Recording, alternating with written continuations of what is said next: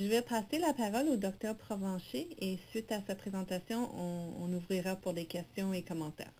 Donc, docteur Provencher? Merci. Bon bon après-midi tout le monde.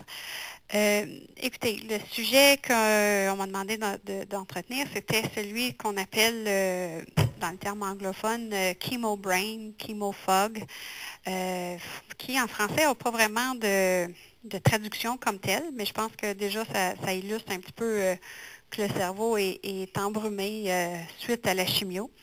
On pense qu'en ce moment, c'est une préoccupation qui est très légitime parce que c'est rapporté souvent chez les gens. Maintenant, il y a encore beaucoup de controverses. Maintenant, il y a un terme plus scientifique qui est associé à la présence de la fumée du cerveau, qui est liée à la chimio. Ce serait ce qu'on appelle en anglais le mild cognitive impairment. Autrement dit, ce serait un défaut léger cognitif qui s'installe graduellement suite au traitement de chimio. Mais évidemment, c'est un terme qui est en évolution, puis tranquillement, pas vite, on va finir par le définir. Ce que j'aimerais faire avec vous, c'est vous démontrer comment, sur le plan scientifique, on a pu arriver à s'entendre qu'effectivement, il y a certainement un mystère de ce côté-là. Puis, de regarder quelles sont les difficultés qui font qu'on n'est pas encore capable de façon objective de vraiment classifier ce syndrome-là, mais quand même aussi d'élaborer des pistes de solutions en attendant que les scientifiques s'entendent sur le syndrome. Alors, si on retombe dans la littérature, la définition ne remonte pas à tellement longtemps, c'est-à-dire en 1997, c'est un nommé Peterson qui a commencé à s'intéresser à cette problématique-là. Et la définition initiale qui est utilisée, c'est que, c'est très très large, vous allez voir, c'est que le défaut cognitif léger serait comme une espèce de zone de transition entre le processus normal de prendre de l'âge et celui de la démence. Alors, comme vous voyez, il y a comme une plage très large là, qui semble répondre à cette définition-là. Maintenant, où on a un peu de difficulté, c'est que la plupart des études qui ont été faites chez des patientes qui avaient été traitées pour un cancer du sein. Pour le cancer de l'ovaire, jusqu'à présent, il y a 0 étude. Il y a eu quelques autres études un petit peu chez les patients atteints de lymphome ou encore de tumeurs cérébrales comme telles. Donc, on voit que c'est dans l'enfance encore là, pour commencer à mieux définir ce syndrome-là. Il y a eu un atelier, un très gros atelier qui a réuni 30 personnes médicales, paramédicales, 30 participants qui étaient très intéressés à la question. Ça s'est passé au mois d'avril en 2003 à Banff. C'était supporté par un groupe qui s'appelle en anglais le Hurricane Voices Breast Cancer Foundation. C'était un groupe, évidemment, de patientes qui veulent vraiment militer là, pour essayer d'aider les patientes, les survivants de cancer de sein. Il y avait des oncologues médicaux, il y avait des radiologistes, vous allez voir plus tard pourquoi l'impact des radiologistes est important. Il y avait évidemment des chercheurs cliniciens, des chercheurs en recherche fondamentale et il y avait des porte-paroles de patients qui étaient présents, tous réunis pour discuter de cette problématique-là. À l'atelier, on a pu vraiment s'entendre à dire oui, c'est vrai, c'est un problème. Maintenant, il faut qu'on essaie de mieux le définir. Puis évidemment, une fois mieux défini, on va être mieux capable d'essayer de le résoudre. Ce que les patients rapportent habituellement pour définir ce syndrome-là, c'est des problèmes qui sont des troubles de mémoire, des troubles de concentration, qui sont beaucoup plus évidents avec les activités de la journée, les activités quotidiennes. On va trouver souvent des troubles de concentration, surtout quand il s'agit de faire plusieurs tâches en même temps. C'est souvent très, très subtil. Puis évidemment, c'est la personne elle-même qui peut se rapporter à ça. Puis dans la littérature, ce qu'on trouve, c'est que ça peut être différent. Ça peut être soit à court terme, ça peut être soit de façon intermittente, mettons accentuée dans des moments de fatigue, ou encore ça peut être durable, c'est-à-dire 10 ans plus tard, on remarque que les tests neuropsychologiques qui sont faits sont encore perturbés. Maintenant, là où il y a des éléments de controverse, c'est qu'il y a eu de nombreuses études qui ont été faites. Évidemment, les études, les résultats ne sont pas généralisables parce que, effectivement, on a étudié presque essentiellement la population des femmes atteintes de cancer de sein.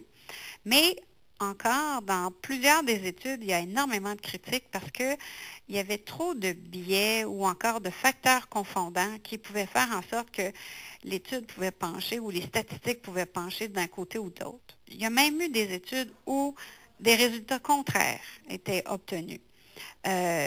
Donc, ça fait des éléments, des résultats qui sont non consistants, qui sont difficiles à reproduire, mais on en rapporte souvent quand même dans des domaines qui se rejoignent.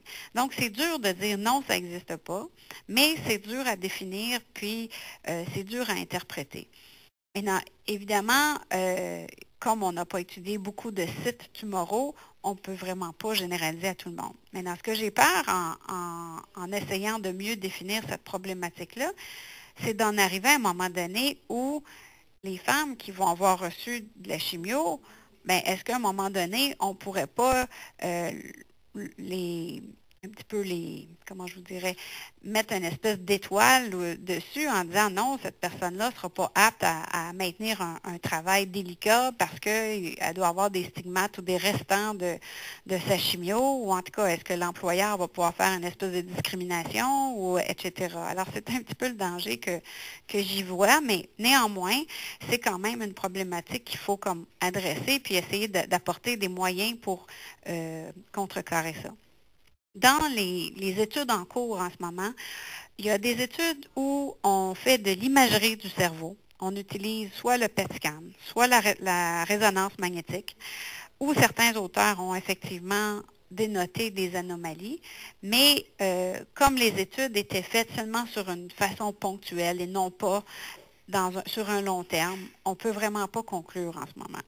Alors, heureusement, il y a des groupes de chercheurs qui sont en ce moment en cours avec des études qui devraient conclure à peu près dans 3-4 ans. Sauf que d'ici 3-4 ans, il faut toujours bien se donner des moyens pour aider.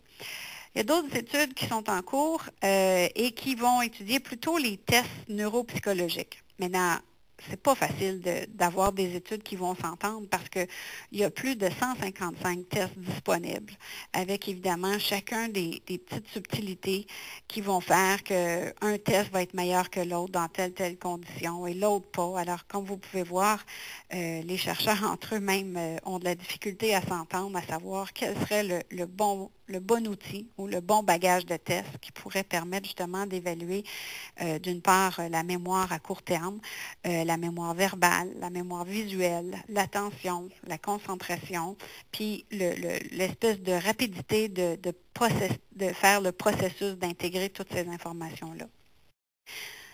Des études qui ont été faites, en fait, mais qui malheureusement sont plus ciblées sur la population des femmes avec cancer du sein, on rapporte une incidence quand même assez large de troubles justement cognitifs légers. Puis dans les différentes études qu'on lit, on va voir que ça va s'adresser entre 16 et 50% des femmes qui ont reçu de la chimio. Donc, ce n'est pas négligeable. C'est une problématique qui existe.